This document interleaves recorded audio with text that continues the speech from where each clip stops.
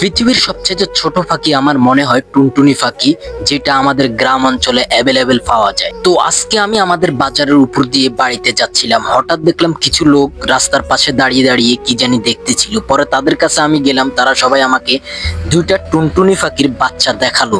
টুনটুনি পাখির বাচ্চাগুলো এত ছোট ছিল যে তারা উঠতে পারতেছিল না, নিচে পড়ে গেছে। ঝড় বৃষ্টিতে তাদের বাসা হয়তো ভেঙে গেছে, তাই তারা রাস্তার পাশে পড়ে গেছে। তো সবাই দাঁড়িয়ে দাঁড়িয়ে সেটা দেখতেছিল। একটা পাখি নিচে ছিল, আর একটা পাখি দোকানের চালের উপরে ছিল।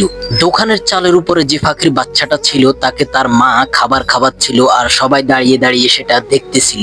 তো আমি চিন্তা করলাম, নিচে যে পাখির বাচ্চাটা আছে এটাকে কি করা যায়। তো সবাই তো কিছু করতেছে না, সবাই শুধু দাঁড়িয়ে দাঁড়িয়ে দেখতেছিল। আমিও অনেকক্ষণ যাবৎ দাঁড়িয়ে দাঁড়িয়ে দেখতেছিলাম ছোট্ট পাখির বাচ্চাটাকে তার মা খাবার খাওয়াচ্ছিল।